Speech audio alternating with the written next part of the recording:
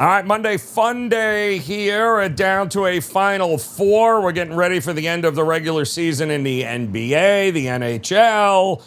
My goodness, and of course, Major League Baseball, all in store for you. And we have a Prez-free zone today here, maybe all week, which means it's power time. Bryan Power in the house, ready to hang with us all week here on the best betting show ever. And what I mean by all week, at least the next 8 minutes.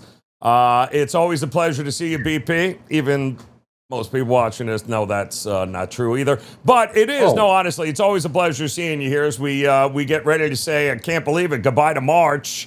But the madness is alive and well here, my friend, as it was getting a little chalky for me, to tell you the truth, with the ridiculousness and the blowouts that we were getting here. But, boy, UConn changed all of that for us yesterday against Duke, didn't they? And now it's a very interesting Final Four coming up here, isn't it? Yeah, it is. Pleasure to be here, Joe, of course. And interesting that I had Duke's team total over in that game yesterday. Given how the game played out, very kind of interesting winner. I'm sure that if you're a Duke fan, you don't really give a damn that they barely scratched over their team total. And another unnecessary sweat for me, Joe. They scored 44 points in the first half, did the Blue Devils.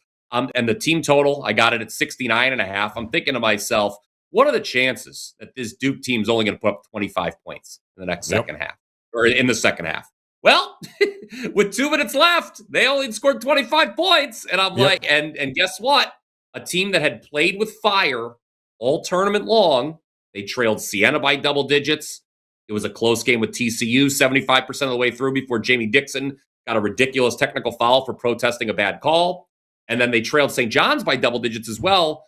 Well, it all blew up in John Shire and Duke's face. They are out. UConn now 17-1 against the number the last 3 years in the tournament. And that is a championship pedigree. That was my 5% yesterday in the weekend. I had Duke getting 5.5. It got bet. It was funny. It got bet to about 4.5, and then the whole world came in on Duke yesterday, pushing it back up to a 5.5 dog and a 5.5 favorite for Duke. And after they went 1 for 11 from 3 in the first half. And that was really the big difference in the first half, was their inability to get anything to drop from the perimeter. Now, Duke has always been a good three-point defender. I think teams shot just about 30% on the year for them. But at one point, even going into the second half, they were 1 for 17, 1 for 18 before they made one. So you kind of were going, my goodness, if they just shot 30% the season average. I mean, the variance was ridiculous. That you had St. John's made an absurd amount of threes as a 30%, three-point shooting team, and then all of a sudden they're hitting 45 or better from 3 in that game against Duke. And in this one, you've got, I mean, listen, they were a UConn during the year, 36% three-point shooting team. It wasn't tremendous, but they were certainly better than the 1 for 11 in the first half.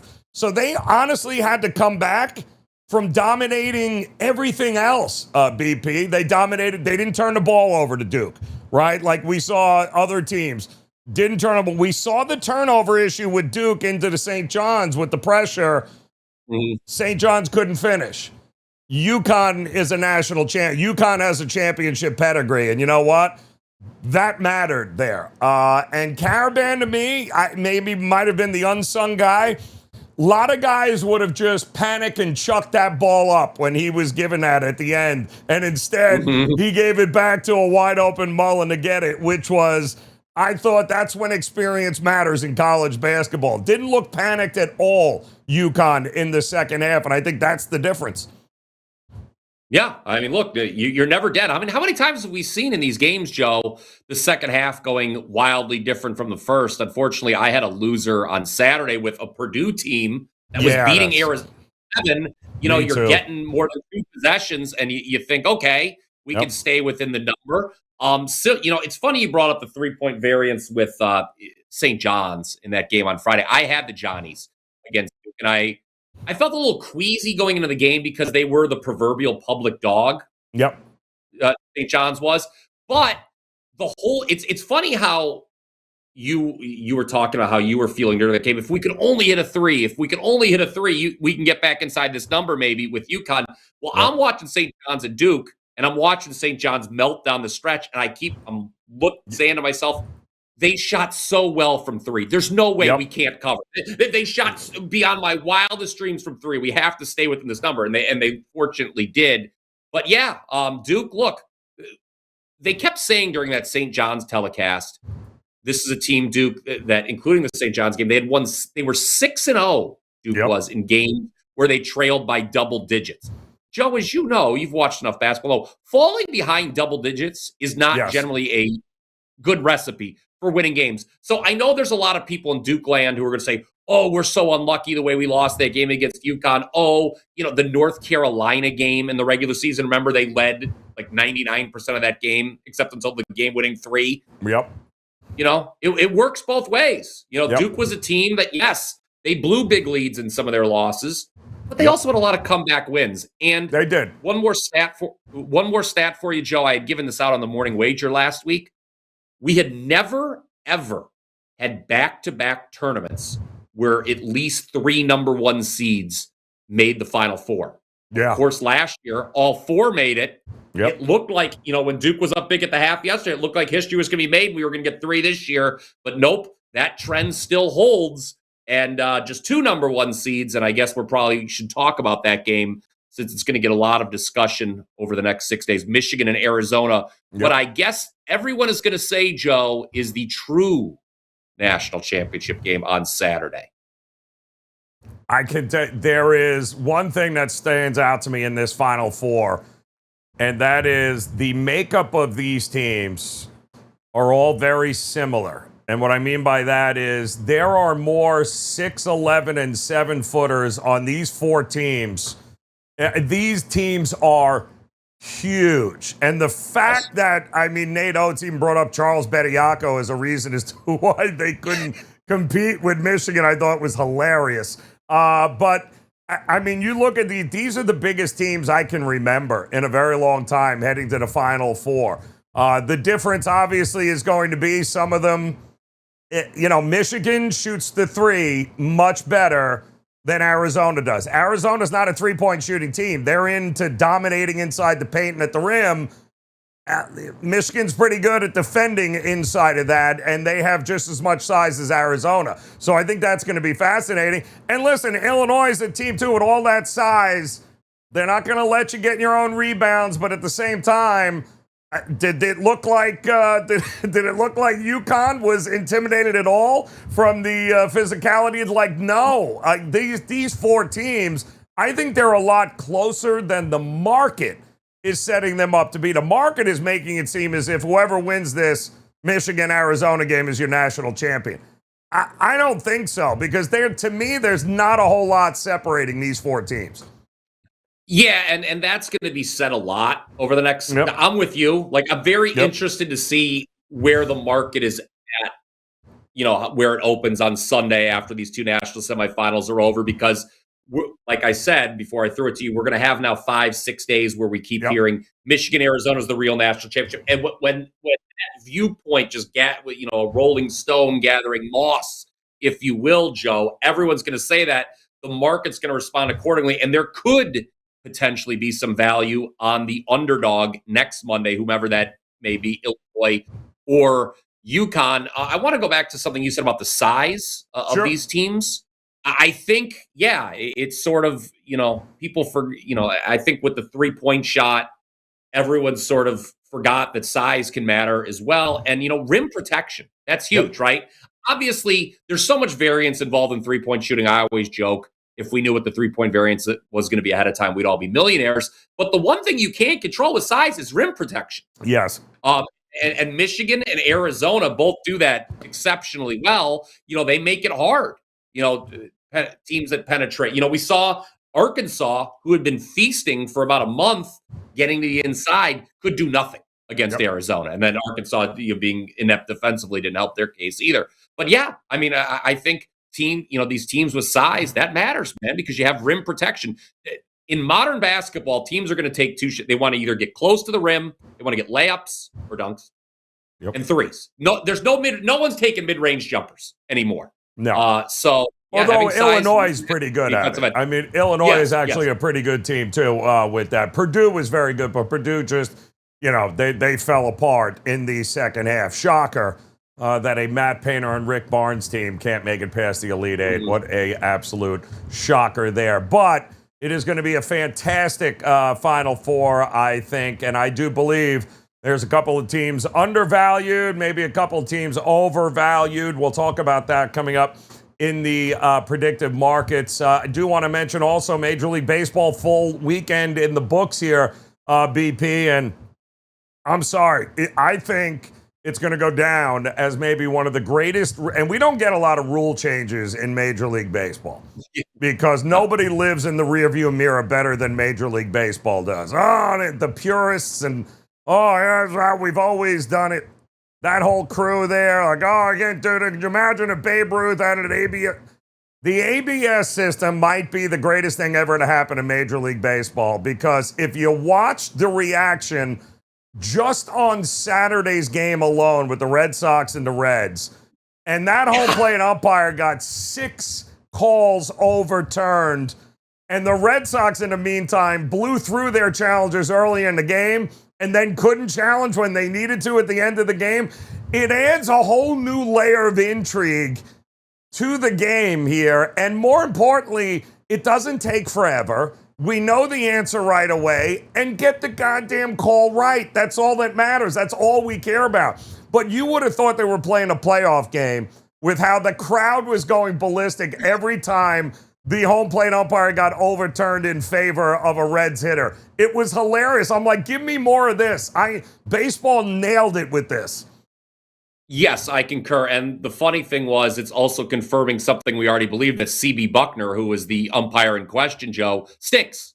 He was a lot of them umpire. Do. Yeah, I know, but he was one of the ones in particular that was much maligned. And yes, the new system made him look foolish. And I think that's why. I think a lot of people are like, yes, C.B. Buckner's a terrible home plate umpire. Yep. And guess what? The system confirmed that he's not very good. And you're right.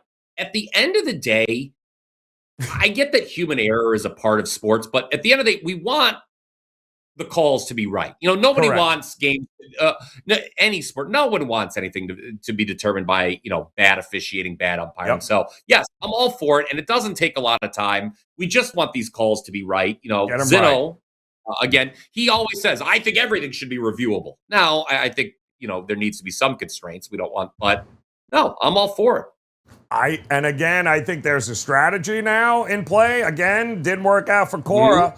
Mm-hmm. But you got to be able to pick them. And I think it's going to be fantastic. 54% of the actual challengers got overturned this past so far in Major League Baseball to start to see it, which means it's working. It's doing exactly what we wanted it to do, because across that many games, that's a pretty big, that's an impressive percentage of calls that they got wrong.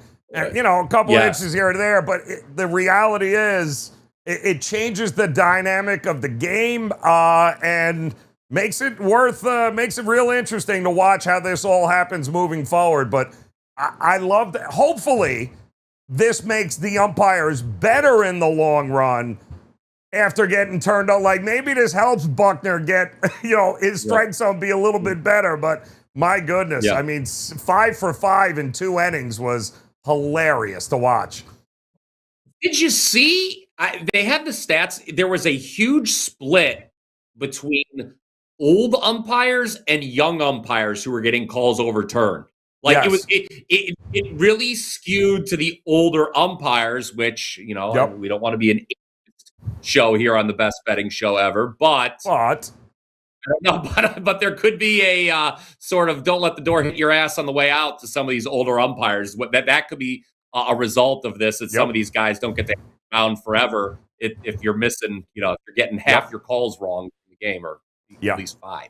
Well, teams like the Yankees, who don't chase and don't, take a ton of pitches, It's going to be advantage here at some point. I think there's some of those more plate disciplined teams. But one thing's for sure, it is absolutely highlighting. That's why we say part of the handicap is know who's behind home plate, guys. Know who's calling balls and strikes. It could be a lot more ABS involved in games before it is all said and done. So, BP, we got a ton of Major League Baseball action here today. We've got some NBA action. We've got a couple of predictive markets that we're going to take a look at involving both the NBA and the national championship here in college hoops. But first, got to get a parlay of the day here going. Where are you going to head here for your end of what's going to be a two-team, looks like could be a two-team money line parlay maybe? What are you looking at here today? I'm looking at the Reds, who are hosts of the Pirates, Joe. I understand what the conventional wisdom was coming into this 2026 season here. Everyone loves this Pirates team.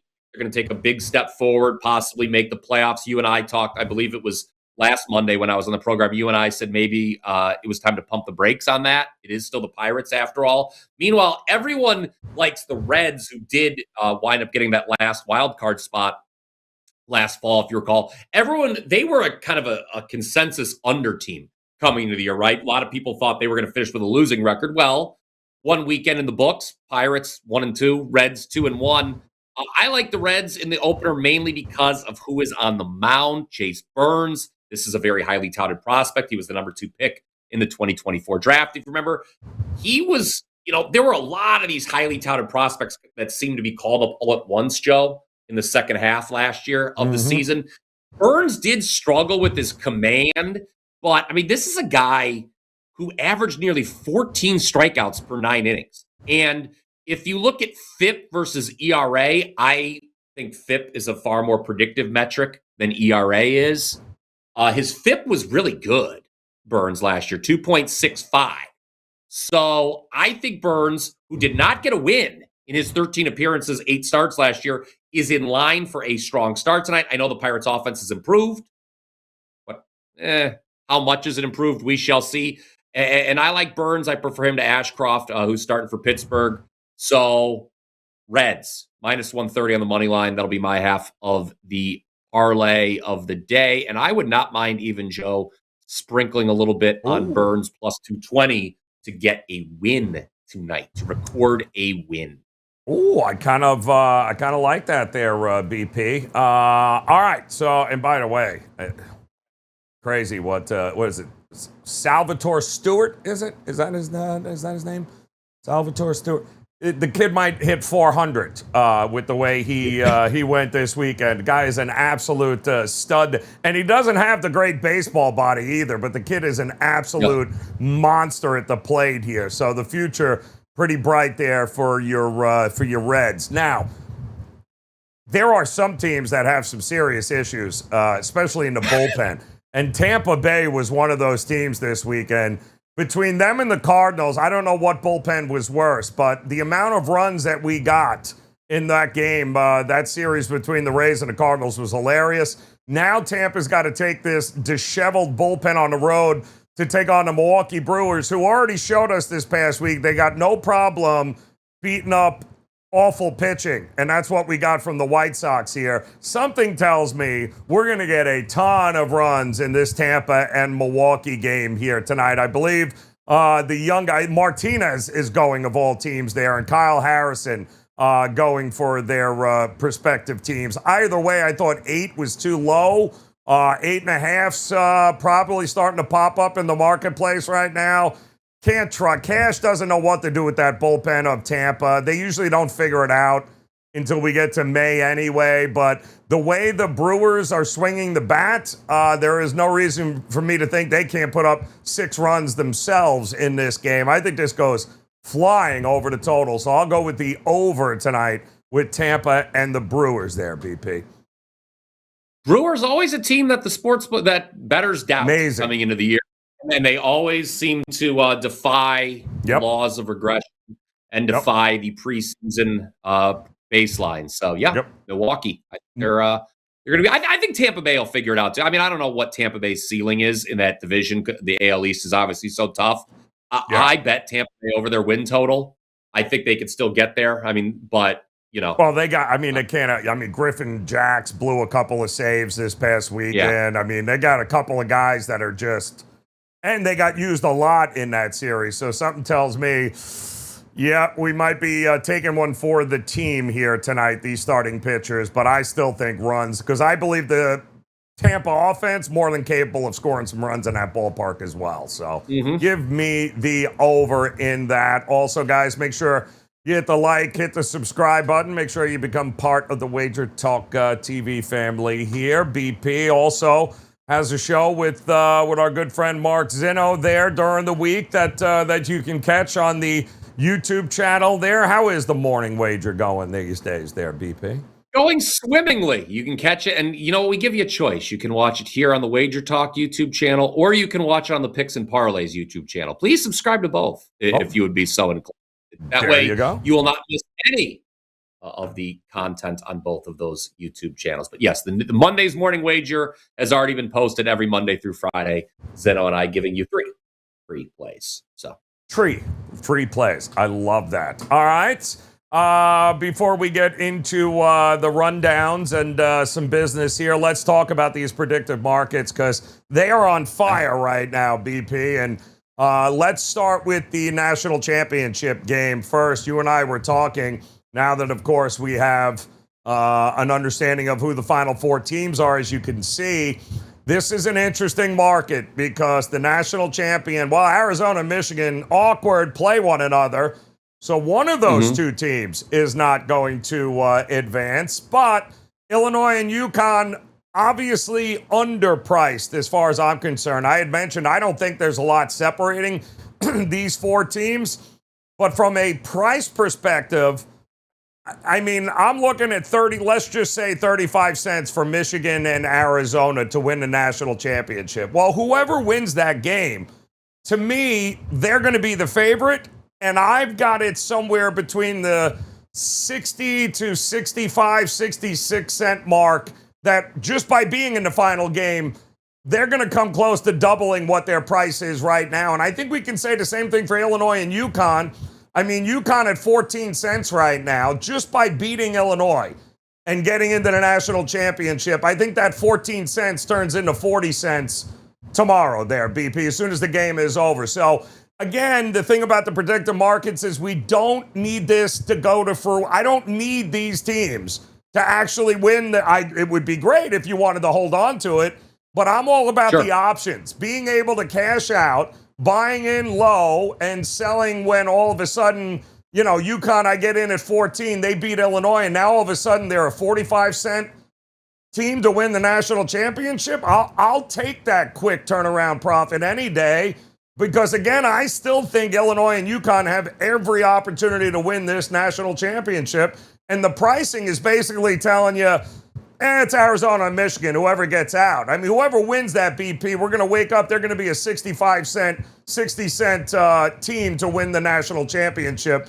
Because they're also going to be about $1.50, I think, favorite one way or the other, or more, depending on if it's Illinois or UConn. Yeah, I think even more possibly. Yeah, looking at that screen right there, Joe, I would concur with you. The value in that particular market is clearly on whomever you think is going to win the Illinois-UConn game, with the ability to, cash out, obviously, before, in between Saturday's semifinal and Monday's final. I will say this about Illinois. Interesting trend going against the Fighting Illini, Joe. No team that has lost its first conference tournament game ever went on to win the national championship. Illinois lost its first conference tournament game. They were 1 and done in the Big Ten tourney. So history says they're not winning they're not going to win the national championship. Now that doesn't mean they can't beat UConn and get to the final. But UConn obviously, I mentioned the trend at the top. Now 17-1 against the spread in the NCAA tournament the last 4 years. Pardon me. I mean, I think they showed yesterday it's a mistake to discount them. So you look at that screen again. I think the value is on UConn. Really, that's who I would go with if you were to force me to bet yes on someone here in this market. UConn And look, it just dropped to 12 cents. So there you go. So, I mean, yeah, it's 12. Yeah, it is still, it's about 13 cents now. So it did drop a cent there for the yes market. But I'll say this, BP, and again, this is all about stacking and giving yourself different options and outs, right? If I think Illinois is going to win, I'm betting Illinois on the money line at minus 130 against UConn. But I'm sure as hell back in Illinois at, 18 cents to win the national championship in this market. Because like I said, I fully anticipate Illinois to open up if they beat UConn here at a pretty darn good price. I mean, they're going to at least double in value from what you're getting them in at 18 cents, 36, 37, 30, maybe even 40 cents. So not only am I taking them on the money line, I'm taking them in this market here. That is a substantial increase for just beating UConn. So I'll take them on the money line, and I'll invest in them at 18 cents. And then if they hit 40 cents to win the national championship, guess what I'm doing? Now I can figure out, what do I want to do? Do I want to roll the dice, or do I want to cash out and invest it in another market? So to me, it's all about options, BP, and that's what the predictive markets offer you in conjunction with sports books, obviously your money lines and those types of things. Yes, go ahead and do it. But in a future market like that with one game to go, we got some opportunities, I think, in that space. Same thing in the NBA, because that's the other market I wanted to talk about here. Let's take a look at teams and what the odds are, BP, to make the playoffs. Now, again, making the play-in is not making the playoffs. So these prices are based upon actually making it out of the play-in tournament. And right now, we know who's in the play-in tournament, right? Let's start with the East. Because I believe the East, if we look this up here a little further, the East is, so Charlotte, Miami, Orlando, Philadelphia. That's your cut line right there, right? So of those teams there, BP, I mean, who's making it from the East into the postseason? What do we got a better shot at getting here, do you think, right now? Well, if we can go back to that screen where it shows the price, I think Charlotte is the best value on the board to make the playoffs, to get in to the Final 8. Now, they may have to win 2 play-in games. Remember, guys, if you finish in that 9 and 10 spot, you have to win twice in the play-in tournament to make the playoffs proper. But you look, Joe, at a lot of the underlying metrics, and Charlotte is the best of those. Obviously there's a gap, I think. Most of our viewers, if you guys don't agree with this, feel free to comment down below. But I think there's a gap in the East between the top 4 teams and then the next 6, right? Between Cleveland and then the bottom 6, right? I think we all presume those top 4 teams may be the conference semifinalists. But after that, I think Charlotte's as good as anyone. I know the Hornets are coming off a bad weekend. They blew a double-digit lead against Philadelphia at home. Then they had to turn around and face Boston yesterday, and they lose. But I mean, you look at point differential, you look at net rating, Charlotte is better than Toronto, better than Atlanta, Orlando, Miami, Philadelphia. So I think Charlotte at is a good value to make the Final 8 in the Eastern Conference. Currently trading at 50 cents, if I see that correct. Yes, that's correct. I mean, it's about even money as far as what that price is right now to make the out of the play and into the postseason here. I don't think Atlanta up at the top. I think Atlanta stays out. I do not trust Toronto. You and I had a conversation about what about the no market for Toronto, who beat Orlando. That was just hilarious yesterday. But you were looking at their schedule down the road here. Now, currently, there's only a game separating them and everybody else that's in the play-in here. But the schedule, they got Detroit coming up. They've got Miami twice. I think they've got Boston. They have a couple of layups. Also, I think Sacramento and Memphis in there. Yes. But do we trust Toronto to make it, not only stay out of the play-in, but maybe make it out of the play-in? Because I don't. So if you look at the odds to win the Eastern Conference, okay, the 10 teams available in that market, Toronto is tied with Orlando as the long shot. The sportsbooks aren't big believers in this Toronto team. I can tell you as a Cavs fan, I would love if Toronto did finish 5th and that they were the Cavs' first round opponent. They're the team I am scared the least of out of those bottom 6. And I think at, 12 cents we saw on the screen? Yep. I think there's some value in betting the Raptors not to even make the playoffs. Yep. Again, because they're currently 5th, obviously if you finish in the top 6, you avoid the play tournament. But if they were to fall into the play-in, and look, if you look, Philadelphia is only a game back. So Toronto would only need to be passed by, Atlanta and Philly. If Atlanta and Philly finish ahead of Toronto and Toronto goes into the play-in tournament, I don't love the Raptors against Orlando, Miami, and Charlotte. I think the Raptors would be the weakest of those 4 teams, and they would have, the mindset, oh my God, we were top 5. Now we fell into this play-in tournament. So you would wonder about the mindset. And there's a chance they could, because you mentioned the schedule, Joe. Miami twice, Boston, the Knicks. So, Toronto may only play 500 the rest of the way. And if they do that, there's a chance they slip into the play-in. And, all of a sudden, if we bet them at 12 cents to miss the playoffs, if they fall into the play-in tournament, we can cash out. And that's a good, and make a little money there. I kind of like where you're heading with that one. And the other big question to me over in the West is, what do we do with Golden State, who they swear Steph Curry will be back this week? They're thinking he will be back here. And right now, if we take a look at what the Western Conference playoffs are here, there they are sitting at the bottom. But, who's overtaking them is the question. And if Steph Curry is back, do we like Steph Curry?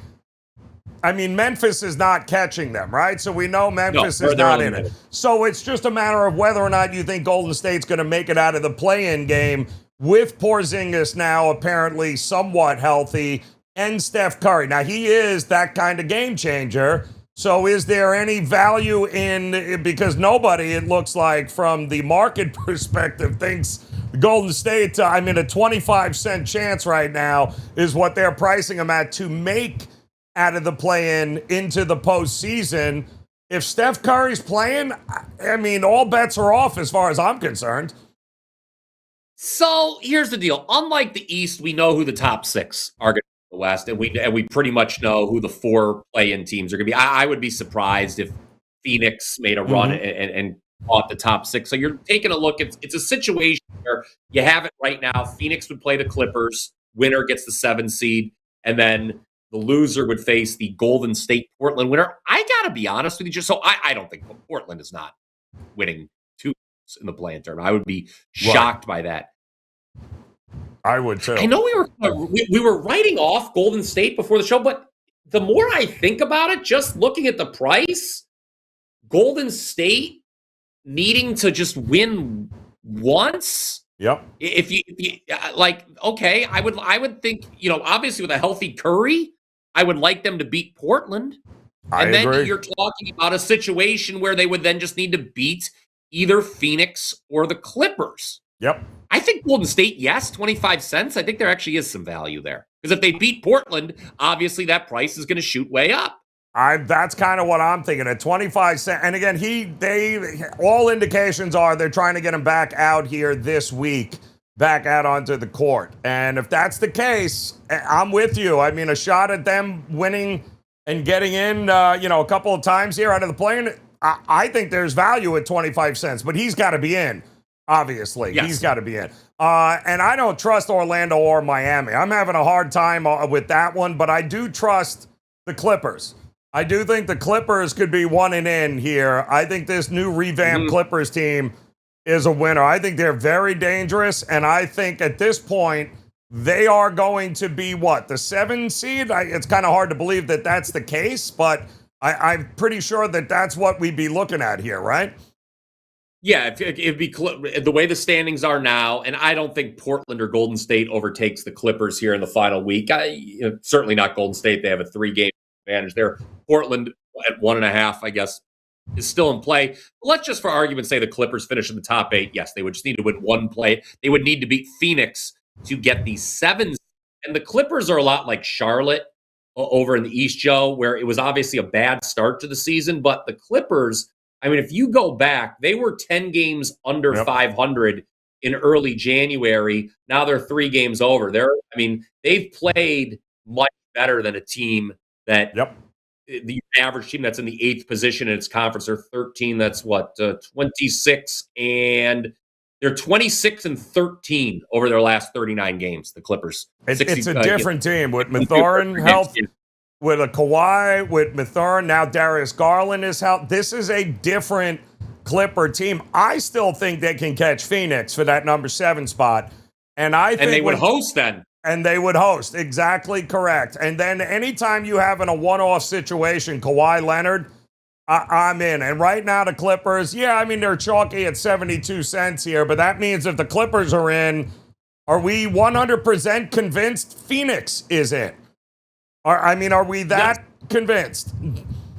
So it goes back to our Golden State discussion, and it's a matter of price. I liked it. The Clippers are obviously a better price just to get in. I prefer the Clippers to Phoenix. I agree too. Both price and just handicapping wise. I think the Clippers are more likely than Phoenix to get in the final 8. And so, I wouldn't want to bet Phoenix at that current number. I don't love the no. I mean, I don't love the no. I like the no price as much as I do Toronto. Yeah. Because I like Toronto's no price better than Phoenix's no price also. Yeah, I think Dylan Brooks' health is huge. I mean, they have to be we have to know exactly what's going on. Not having him, not having Williams down the stretch here has been a problem. But I still think Phoenix is one of those teams that's absolutely overperformed and wouldn't shock me if they get bounced early. So at 23 cents there in the no market for Phoenix not making it into the playoffs, I can't see him making it. I think there's a good shot they don't, especially if Steph Curry's in. I think there's a good shot Phoenix would be the odd man looking out here, even though they'd be, the 7th or 8th seed. I think there's a good shot they don't make it, especially with Steph Curry being back in the picture. Yeah, the way I see this working is the Clippers beat Phoenix. Clippers are the 7, and then it's a 1 in you're in scenario. Phoenix and Golden State would play to get the 8th seed. And again, if you've got Golden State at 25 cents, you can always cash out, or you can let it ride, or you can just bet Phoenix in that game, because Phoenix would not be a huge favorite against Golden State, even at home in a winner in a must-win situation. And Steph would garner all of that public support too, as well.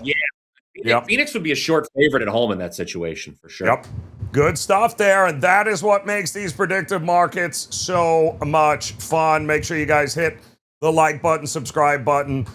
Make sure that you guys drop us a comment below. Who do you think makes the NBA playoffs and who will be on the outside looking in here? I think the East and the West have some opportunities to fade a couple of teams, but I think there's also some guarantees that we can just pencil them in to moving on into the postseason out of the play-in spot. All right, I hate to do it, but it is that time, BP. It's time for some business, which unfortunately we got to look at the Prez, who is enjoying his skiing apparently too much to join us, but that's okay. We got winners coming up, NBA rundown, Major League Baseball rundown. We'll throw out a couple of best bets for you here on the card today, but tell the folks what you got rolling over at WagerTalk.com. 2 MLB plays available, 2 premium MLB plays available for Monday. Guys, don't forget, we've got a great new special going on at WagerTalk where you can get a 3-day MLB pass for $49. So the 2 plays today are for $29, but if you want the next 3 days, $49. We're always looking out, always a ton of great deals going on at WagerTalk.com. This is the latest as we look to start the Major League Baseball season in full swing here. So go to my page, wt.buzz/BP, for those 2 MLB winners on Monday. Yep, you can do that at wagertalk.com/specials. Guys, we'll get you right there. Same thing too, BP. I got a 4% NBA top play locked and loaded. Also, Major League Baseball in and ready to go. So those plays are available over at wagertalk.com. Now would be the time to hop on board. Take advantage of one of those deals, especially with the Major League Baseball. 3 days. I mean, it's 4-game series now setting up here starting on a Monday. All right, BP, let's talk some NBA here. We got a couple of games in the NBA rundown. I'll throw them out there. Not a ton of games here, but Some interesting lines, to say the least, here today, BP, in this NBA. So why don't we start with the ones that aren't as gross? One of them being Boston and Atlanta here, where Atlanta, slight home favorite. Celtics second of a back-to-back. Nice win on the road against Charlotte yesterday without Jaylen Brown.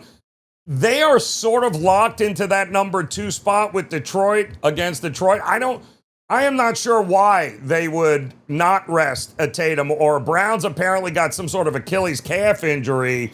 I can't see them laying it all out here to beat Atlanta in this game here. Do you? No. And there was some question whether Tatum was going to play yesterday. He wound up. The market did not believe Tatum was going to play, and I'm very upset about that, Joe, because I wanted to play ball yesterday because Charlotte was off just a crushing loss on Saturday to Philadelphia where they blew a lead, and I didn't think they would have much in the tank, the Hornets. So I was like, oh my goodness, Boston, basically is a pick 'em price. But then I was like, oh my God, I don't know, no Tatum, no Brown. Yep. That's a lot of, and I didn't want to bet into that uncertainty with Boston. Lo and behold, Tatum plays and the Celtics blow the Hornets out. But yeah, I think there's a chance Tatum could rest. The Brown injury seems more serious than is being let on. I agree. An Achilles injury, that's not great. And Atlanta, who I believe has won 12 in a row at home, Joe Ranieri, has revenge for a loss in Boston. What was that, on Thursday or Friday? So yeah, Hawks here. I could see the Hawks emerging victorious. They need it to stay in the top 6, whereas you mentioned Boston likely going to be the 2 seed in the Eastern Conference. Yeah, you got another one too. The Pistons last night started telling everyone who wouldn't be playing against the Thunder. Thunder on the second of a back-to-back. Yeah. But we knew last night the Pistons, likely weren't seeing Duran, Duncan Robinson, Tobias Harris, Oscar Thompson, also still questionable. So basically none of the Pistons starters could be available for this game here, which is why you saw this thing shoot up to 13.5. We are starting to see a little bit of buyback now, 11.5s in the market, 12s. But I mean, that's, again, the Thunder just took on the Knicks, which is not a cakewalk. But even the Pistons backups, I don't know. We trust in the Thunder to run away here? No, I mean, that was a miss. Look, I had the Knicks last night against the Thunder. It's a 2-point game with a couple minutes left. They wind up losing 7. That sucked, to be honest with you. So I'm not running to bet OKC here, even though, look, Detroit's been undervalued ever since the Cunningham injury. Everyone just thought the Pistons were going to fall flat on their face. Joe, I know Minnesota didn't have Edwards either on Saturday night, but Detroit went to Minnesota and dominated. A game where both teams were missing their best player. So, yeah, I'm not running to lay this here with the Thunder, especially on the second night of a back-to-back. I agree 100% with you there. All the other games are just absurd prices except for Miami and Philadelphia. But I have never seen a Philadelphia injury report have that few. And there's one name on it, and that's Johnny Broom, who had surgery and he's never playing this year. So there is nobody, which means they'll have everybody available. And isn't it the definition of don't catch a falling knife? That's what Miami is right now. They can't stop a nosebleed, folks. To lose to Indiana, to give up 18 threes like they did this is not a team I want anything to do with. Philadelphia could very well be an interesting bet looking into the future as well now that they're healthy. Yeah, Philadelphia obviously wants to get into the top 6, avoid the play-in tournament. I believe they are on the wrong side of the tiebreaker with Atlanta. I think they were swept in the season series by Atlanta. Joe, correct me if I'm wrong. We were talking about that. They were swept by the Hawks. Okay, I wanted to make sure. I thought I said that earlier today. So look, they've got every reason to care, Philadelphia. Miami has every reason to care, but look, winds of change. You mentioned the Sixers all of a sudden healthy at the right time. Miami, this is a horrible spot for Miami. I mean, I would like to say they bounce back from an outright loss as an 8.5-point favorite to Indiana, the game you brought up. But this is the 3rd game in 4 days for Miami. They've won just once in their last 8 games overall. It's going the wrong way in your neck of the woods, Joe, for the Heat. Yeah, not don't catch a falling knife. It would be my best bet. Avoid it like at all costs. And I'm not running to the window to lay 17.5 with Cleveland in altitude either. No. Wanted to bet their team total, but it's 130.5. Yeah, no, it's like You no. can't do that either. No, absolutely not. All right, we got some Major League Baseball games here. Again, a big card. We'll run down a couple of these. Do the Marlins go 4-0 against the White Sox? I mean, start to see Chris Paddock for Miami at home. But listen, I think the White Sox, they could very well get one here. I don't know that I trust the Marlins to rattle off 4 straight here. Maybe the White Sox, who scored some runs against Milwaukee, they just couldn't stop Milwaukee from scoring. Yes, Davis, don't call me Drew Martin on the mound for the White Sox. The White Sox were a team that I expected to improve this year. Mm-hmm. I thought Miami's win total was a little low, but you mentioned 3-0. So yeah, I mean, I don't want to bet Miami in this price range. I mean, they're up north of minus 140 now. That's not the price range you want to bet Miami. So that's White Sox or pass for me there. Clay Holmes going for the Mets, taking on the Cardinals. I mentioned the Cardinals bullpen being horrific, but they did score some runs against Tampa. The Mets, 2-1, lost that game yesterday to the Pirates. But Clay Holmes has actually been pretty good. Leahy going for the Cards. I feel like an over is in store for this game with the Mets and Cardinals. What do you think? Yeah, I think this is the total. And if you like the over, I mean, it's juiced at 8.5 right now. Pretty. But the way it's probably, it looks like this total might close at the key number of 9. That's what I'm thinking there. Giants and Padres, by the way, at Petco. Roop versus Walker Buehler is still pitching in Major League Baseball, which is kind of hard to believe. And he's a pitcher now for the Padres, who, listen, the Giants, neither of these teams started off the season great, but can the Giants get enough offense at Petco to overcome what Walker Buehler might not give them, which is, I don't know, any sort of lack of runs here. To me, it would be Padres or pass, but what were you thinking here? It's a coin flip game. I actually like the Giants in the first 5. This was Zeno and I's best bet on the morning wager today. Look, the Giants obviously did nothing offensively against the Yankees. Won in 3 games. You mentioned Walker Buehler now pitching for the Padres. Tough break for Walker Buehler, because do you know what team he has pitched the best against in his career? It would be the Padres, and he can't get to face them anymore because he's now wearing the San Diego uniform. So yeah, I think the Giants, to me, if the offense is to break out, it's early against Buehler. So let's go first 5 money line. It's a relatively cheap price, and it's interesting too, Joe. The Giants are a favorite first 5, but full game underdog. So we've got the tie in our, if it's tied after 5, we'll take a push. But yeah, I like the Giants to be ahead after 5 innings in that game. I'll throw one more out there. Late game tonight. 43-year-old Justin Verlander on the mound for Detroit, taking on Soroka, who, is he throwing harder than 90 miles an hour? It's kind of crazy what happened to him after the injury. And then, this guy had, with the Braves, looked like he was like a young Verlander, but the injuries, the surgeries just have not worked out in his favor. But all indications are Arizona thinks he's on the mend here, and it could be a good season. But they're 0-3 to start the year. Tigers 2-1. How much are we getting from Verlander? It feels like an over to me. I don't know.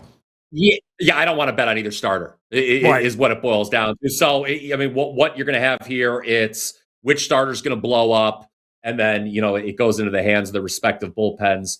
So I don't know. I'm probably staying away. As a matter of fact, I can tell you I'm staying away from this game because, look, I just don't like either starter, and I'm not obviously betting on a team where I don't like the starting pitcher.